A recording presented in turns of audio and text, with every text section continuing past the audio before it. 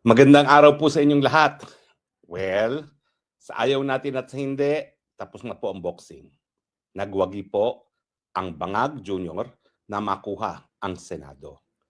Nakakuha sila ng 13 boto, kaya ngayon, isang sunod-sunuran sa Bangag sa Malacanang ang nakaupong Senate President. At yung kanyang mga attack dogs, nakaupo na rin sa iba't ibang komite. Kasama na nga dyan yung Kiko Pangilinan, si Mr. Noted bilang chairperson ng Senate Blue Ribbon Committee. Ibig ba sabihin nito, tapos na ang laban? Naku, hindi po. Dahil bagamat nakuha ni Bangag Jr. ang liderato ng Senado, meron pa rin po tayong 11 mga kakampi dyan sa Senado. Ang Senado po, binuo ng ating saligang batas para nga po maging independyente. Yan ay sinigurado na maging independyente sa pamamagitan ng paano natin hinahalal ang mga senador. Sila po ay halal ng buong madlang bayan. Sila po ay nationally elected. At dahil po rito, gaya ng presidente, meron silang mandato galing sa buong sambayanan. Kaya naman, pagdating sa pagiging kapantas ng presidente, kada senador, po pwede niyang sabihin, kapantay kong presidente kasi halos pareho kami ng mandatong nakuha.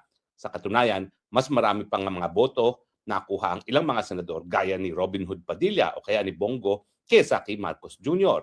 Dahil nung sila ay naging number 1 sa kanilang eleksyon, mas maraming botong Pilipino bumoto sa kanila kesa kay Marcos Jr. na bumoto pa bilang presidente.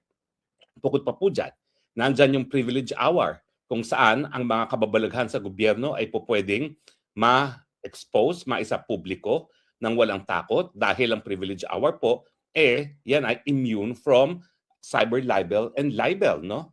Actually po, immune lang sila for libel.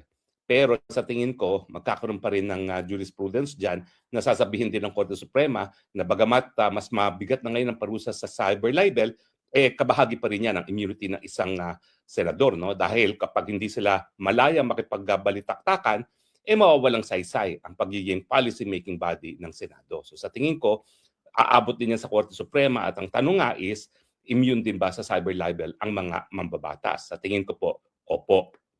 At nandiyan pa rin yung pag-iimbestiga ng mga komite. Alam niyo, napakahirap naman na masyadong maging tuta ang mga senador na pipigilin na lang ang lahat ng investigasyon gaya ng pinigil nila dito sa testimonya ng Marines 18 na ngayon ay naging Marines 22. And besides, ano ngayon kung nakuha nyo na ang Senate presidency? Di ba? Nasiwalat naman natin ang katotohanan tungkol dun sa nalalaman ng Marines 22. Ang kinakailangan na lang ngayon, ang korporasyon ni Zaldico na alam ko naman, darating ang takdang panahon na siya ay magsasalita rin. Nandyan na rin ang posibleng korporasyon ng mga miyembro ng gabinete. Nandyan sa Amina Pagdanganan. Yan naman ay hindi po talaga politiko at tingin ko talagang hindi siya lulubayan ng kanyang konsyensya sa tamang panahon. At syempre, nandyan ang dating Chief Justice Bersamin na paano pa siya paninindigan na siya ay isang alagad ng ating saligang batas at ng batas kung hindi niya sasabihin ng katotohanan at syempre yung nalalaman ng kanyang pamangkin na si Adrian Bersamin. At meron pang isa yung Trigor na tao rin ni Senator now Secretary Angara. Nananahimik po itong si Secretary Angara pero dawit po yung pinakamalapit na tao niya na sa Trigor ba yun? Trivor ba yun? Ang hirap ng pangalan na i-pronounce. No? Sa takdang panahon, kinakailangan magsalita rin po yan. Dahil kung hindi, baka multuhin siya ng ama niya na si Edja, na presidente ng UP mula pa nung ako po ay high school hanggang ako po ay nagtapos. So, not is all lost. Tuloy pa rin po ang laban. Kaya lang, panandalian, hayun, nandun ang isang abogado, isang hindi abogado bilang Senate President. At ang tanong ng marami, paano na ngayon yan sa impeachment ni Inday Sara Duterte? Pwede ba na mag-umupong bilang isang huwes ang non-lawyer? Well, ang kanilang solusyon, dahil nga po ayaw nilang ihalal si Cheese Escudero bilang isang Senate President. Bakit? Kasi makukuha pa rin ni Cheese Escudero yung boto ng minorya ngayon. So kapag hinalal si Cheese Escudero bilang isang Senate President, sigurado po na napakadaming boto niya. Kasi kuha niya yung minorya, kuha niya yung marami rin sa majority. So ayaw nila yon dahil gusto nila beholden sa kanila yung Senate President. Kaya nga hinalal nila itong hindi abogado na wala namang credentials sa kanyang nakamit sa kanyang buhay maliban sa kanyang pagiging anak mayaman. At ito nga, no, marami mga lumalabas ngayong mga impormasyon na yung kayamanan ng pamilya nila kung saan lang nanggaling, no? Not through honest hard work. At meron pa nga mga tanong, ano ba talagang citizenship ng ating bagong Senate President? Dahil may mga nagsasabi, hindi ko lang po alam kung totoo, pero sana hindi totoo, na bukod sa kino-question ni Cory Aquino sa panahon niya yung pagiging citizen ng kanyang ama at ng kanyang pamilya, siya mismo ay pinanganak daw sa Hong Kong.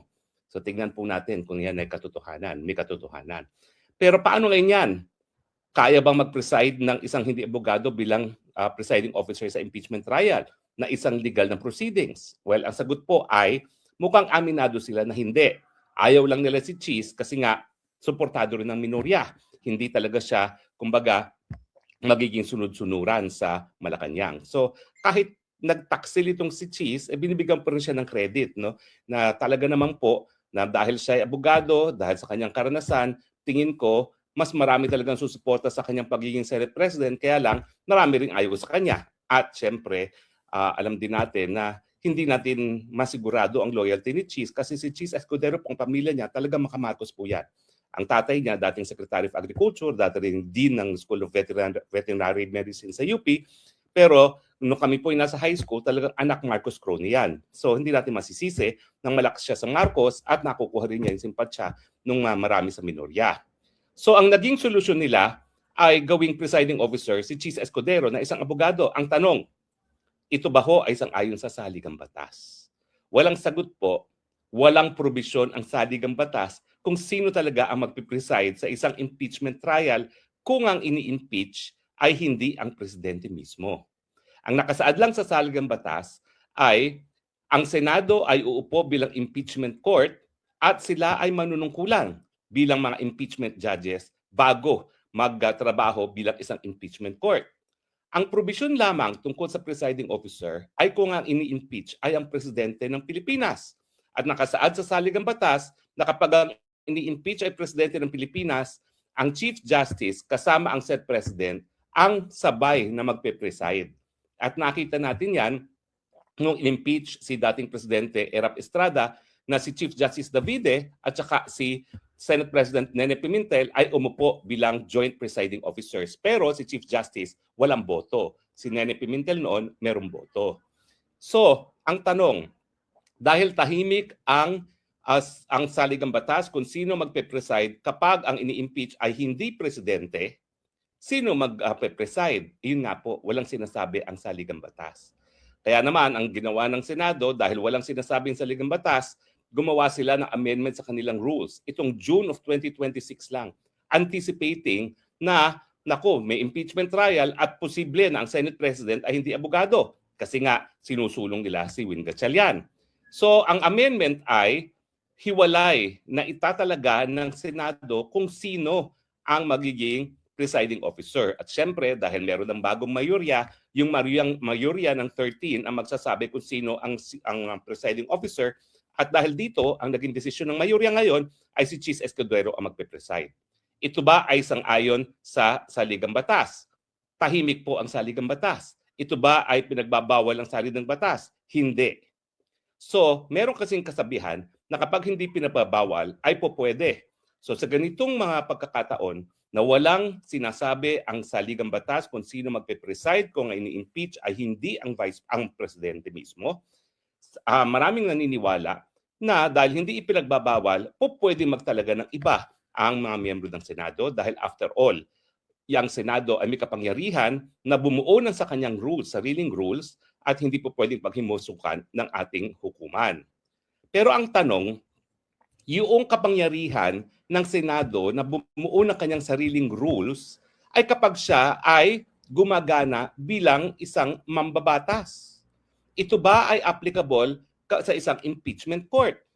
Well, maraming magsasabi na again, bagamat tahimik ang saligang batas rito, natural. Dahil ang isang impeachment court, bukod sa ang rules of court ay suppletory applicable, po pwede magkaroon ng special provisions, no, nakabahagi ng kanyang rules. Pero syempre, ang kontra naman, may mga magsasabi na by virtue of tradition, talaga namang ang pinakamataas, ang hepe ng Senado, ang dapat na mag-preside bilang presiding officer. Now, ang mga nagsasabi na ito dapat ang dapat sundin ay magsasabi na kaya nga dapat ang hinalal na Senate President ay merong kakayahan maging presiding officer. Dahil kung talaga namang by tradition, if the Senate President will preside sa impeachment trial, bakit kasi ang mayurya hindi naghalal ng isang abogado bilang isang impeachment presiding officer? So sa tingin ko po, parehong convincing itong dalawang views nito. Isa na in the absence of a specific provision sa saligang batas ay governed by tradition, at isa namang nagsasabi ang hindi ipinagbabawal ng saligang batas ay po pwede. Siyempre, nakasalalay na kay VP Sara kung talagang papayag siya na si Chis Escudero magiging presiding officer dahil siya lamang ang may personalidad na kumuwestiyon doon sa kung sinong dapat mag-preside sa kanyang impeachment officer dahil siya ang ini-impeach. Abangan po natin kung kukwestiyonin ni VP Sara itong pagtatalaga kay Chis Escudero bilang isang presiding officer ng kanyang impeachment trial at hindi ang isang Senate President na hindi abogado. Abangan. Maraming salamat po sa inyong patuloy at pagtangkilik. Muli po ha, huwag kayong masisiraan ng loob. Tuloy po ang laban. Kinakailangan, paglaban natin si VP Sara, kinakailangan siguraduhin natin si VP Sara maging presidente sa 2028 at mangyayari lang yan kung tayo po ay babantayan natin ng saligang batas at paninindigan na hindi po pwedeng magkaroon ng Marcos forever. Ito po ang inyong spokesang bayan nagsasabi, I love you Philippines, you're the only country that I have, you're the only country that I will love. God bless the Philippines.